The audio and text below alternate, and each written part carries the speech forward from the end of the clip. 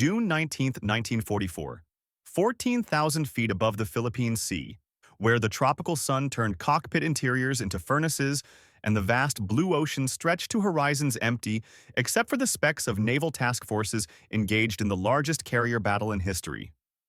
Lieutenant Commander Eugene Valencia, United States Navy, leading a four-plane division of F-6F Hellcat fighters, watched his fuel gauge drop toward the red line while his radio crackled with urgent transmissions from American pilots scattered across hundreds of square miles of airspace. The Japanese attack had been massive. Over 400 aircraft launched from 9 carriers in what would later be called the Great Marianas Turkey Shoot. But American fighter direction had been chaotic, vectoring interceptors in multiple directions, fragmenting formations, leaving individual divisions to navigate the battle independently. Valencia's division, 4 Hellcats flying in the tactical formation he had developed and named the Moeve after his wingmen, had already engaged 2 separate groups of Japanese aircraft, had expended most of their ammunition, and now faced the reality that fuel consumption demanded they break off and return to their carrier. But the radio transmission that changed everything came at 13:47 hours, the voice sharp with controlled urgency. "Hellcats, this is Lexington Actual. We have bombers inbound, low altitude, Sector 350. All available fighters intercept immediately." The transmission meant Japanese aircraft, probably Nakajima B-6N torpedo bombers, were approaching the American carrier task force at wave-top height, the most dangerous threat that naval aviation could face. A single torpedo hit could cripple a carrier.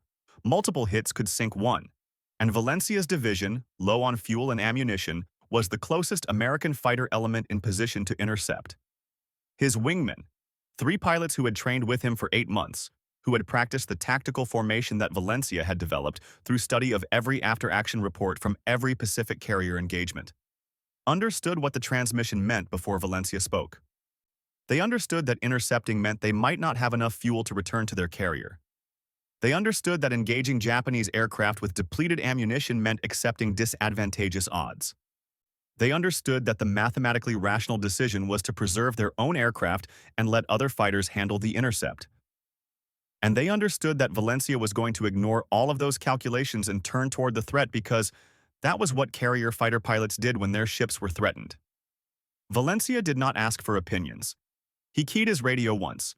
"Division, we're taking this one. Tactical plan Mad Dog." Then he rolled his Hellcat into a diving turn toward Sector 350, and behind him, without hesitation, 3 other Hellcats followed, their pilots committing to a course of action that violated every fuel conservation protocol in naval aviation, but that honored the unwritten code that fighters existed to protect the ships that launched them. By June 1944, the Pacific Air War had evolved into a conflict where American numerical and technological superiority had become overwhelming.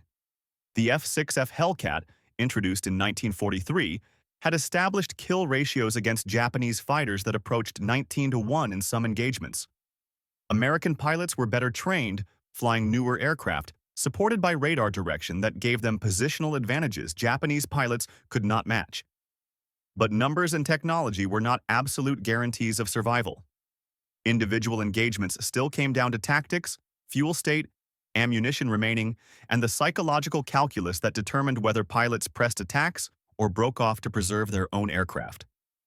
The Japanese pilots flying toward the American task force that afternoon expected what 18 months of defensive combat had taught them to expect. American fighters would intercept, would use their superior speed and firepower to engage from advantageous positions, would fight according to the doctrine that emphasized preservation of American lives and aircraft over aggressive pursuit of enemy destruction. What they did not expect, what no intelligence briefing had prepared them for, was Eugene Valencia and his Mad Dog tactic, a maneuver so aggressive and so apparently suicidal that it violated every principle of fighter combat doctrine that both sides had developed over 3 years of Pacific warfare. The Mad Dog was Valencia's answer to a specific tactical problem: how to maximize the effectiveness of a numerically inferior fighter element against a superior enemy force when ammunition was limited and time was critical. The tactic was simple in concept, terrifying in execution. Rather than engaging in traditional dogfighting where individual pilots maneuvered for firing positions, the four Hellcats would stay in tight formation and make repeated high-speed passes through the enemy formation, each pass lasting perhaps 3 seconds, each Hellcat firing short bursts rather than sustained fire. The goal not to shoot down every enemy aircraft, but to disrupt their formation, destroy their coordination, create enough chaos that the bomber attack would fail, even if individual aircraft survived. The tactic was called Mad Dog because it required pilots to fly directly into concentrations of enemy aircraft, to ignore instincts that scream to evade and maneuver defensively, to maintain formation discipline while tracer rounds filled the air around them. It was the aerial equivalent of a bayonet charge, shock action that relied on violence and speed to achieve results that methodical tactics could not accomplish. Valencia had developed it through analysis of combat film footage showing that Japanese formations, once disrupted, rarely regrouped effectively. He had refined it through training flights where his division practiced formation, flying at speeds and in attitudes that conventional doctrine considered reckless.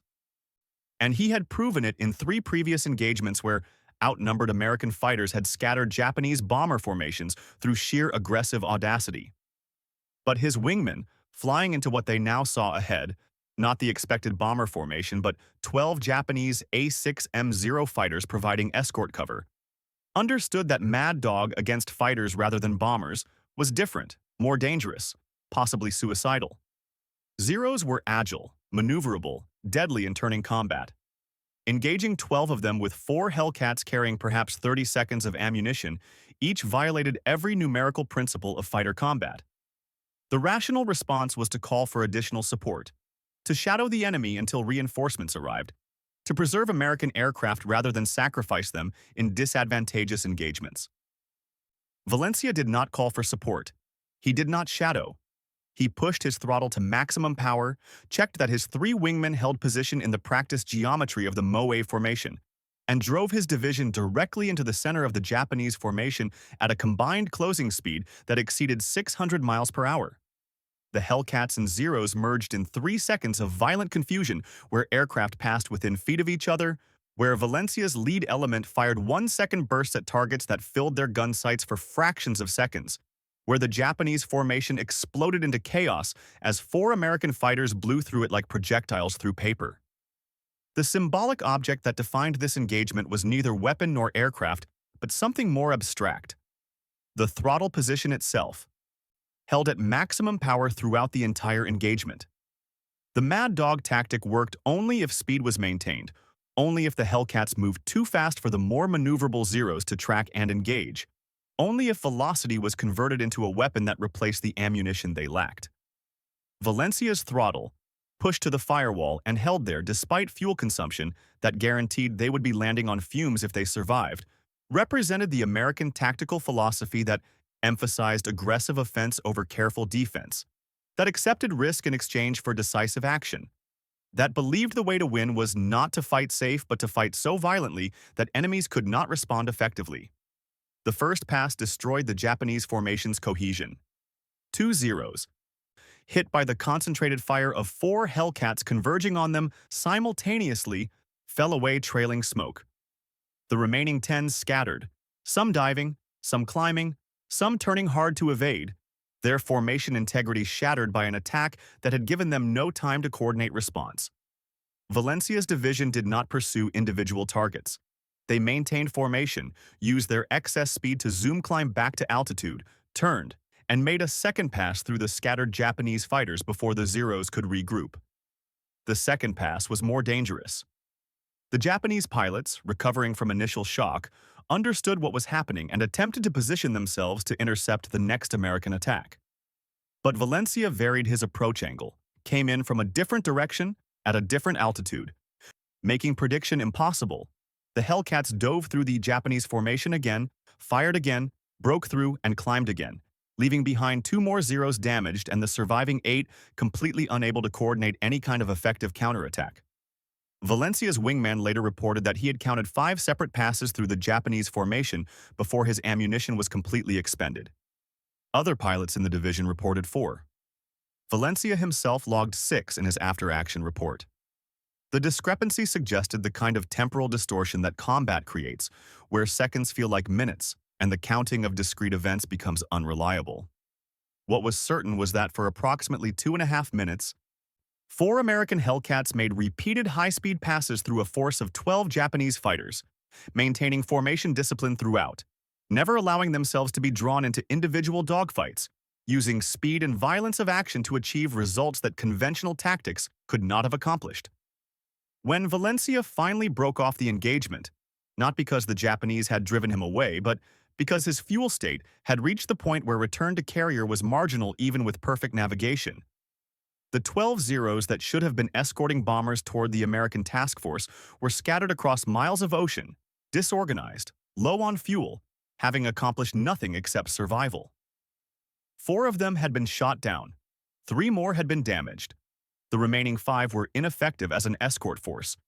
Their formation destroyed, their tactical cohesion eliminated, their presence reduced from threat to nuisance. The torpedo bombers they should have been protecting never reached the American carriers. Intercepted by other fighter divisions while their escort was occupied with Valencia's Mad Dog attacks, the Japanese bombers were destroyed before launching their weapons. The threat that had prompted Valencia's desperate interception was eliminated, not through the defensive tactics that doctrine prescribed, but through aggressive action that had converted 4 fuel-critical fighters with depleted ammunition into a force that had neutralized 3 times their number through pure audacity. Valencia's division landed on their carrier with fuel tanks so empty that 2 of the 4 Hellcats had engines quit during taxi after landing. The carrier's flight deck officer logged them as having landed with 0 fuel state, a condition that normally resulted in formal investigation for poor fuel management. But the after-action debriefing, conducted while the battle still raged across hundreds of miles of Pacific sky, documented an engagement that would be studied by naval aviators for generations. 4 fighters, critically low on fuel and ammunition, had used a tactic so aggressive that it bordered on reckless to neutralize a numerically superior enemy force and prevent a potentially catastrophic attack on American carriers. What Valencia's crew had thought, what his 3 wingmen had calculated in the seconds after the intercept order, was that engaging 12 Zeros with 4 fuel-critical Hellcats carrying minimal ammunition was a mission that could not succeed, that would likely result in American losses without preventing the Japanese attack. What they experienced instead was a demonstration that tactical doctrine was descriptive rather than prescriptive, that rules about engagement ratios and fuel conservation existed to serve purposes rather than as absolute constraints, that sometimes the only way to win was to commit to actions that appeared suicidal, but that worked because enemies expected rational behavior and could not respond effectively when faced with irrational aggression. The transformation Valencia's Mad Dog tactic represented was philosophical as much as tactical.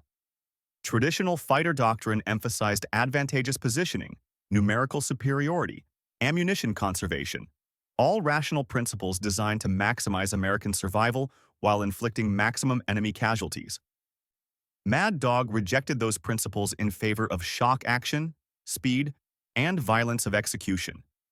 It worked not because it was tactically superior in any conventional sense, but because it created psychological effects that disrupted enemy decision-making, because it forced enemies to react rather than act, because it converted American technological advantages, speed, firepower, ruggedness, into weapons more powerful than any individual gun. The Japanese pilots who survived the engagement filed reports describing American fighters that attacked like kamikaze and showed no regard for their own survival. The comparison to kamikaze was inaccurate.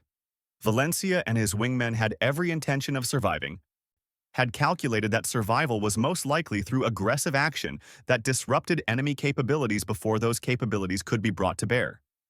But the perception of suicidal aggression was tactically valuable, creating hesitation in enemies who could not predict what pilots willing to take such risks might do next.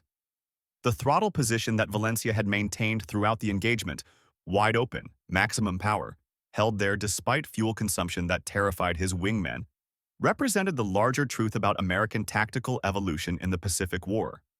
The United States had begun the war fighting defensively, conserving resources, applying doctrine developed in peacetime training. By June 1944, American forces had learned that overwhelming aggression, even when it appeared wasteful or reckless, often achieved better results than careful conservation. Valencia's Mad Dog was the aerial manifestation of that learning. The recognition that sometimes the best defense was a fence so violent that enemies could not respond effectively. In the days following the Battle of the Philippine Sea, Valencia briefed his tactics to other fighter divisions. The Mad Dog was analyzed, documented, and incorporated into tactical training with careful caveats about when it was appropriate and when it would simply result in unnecessary American casualties. The key, Valencia emphasized, was not the aggression itself, but the discipline that made it effective, the formation integrity that prevented individual aircraft from being isolated and destroyed, the speed management that converted velocity into a weapon, the fire discipline that made every round count when ammunition was scarce.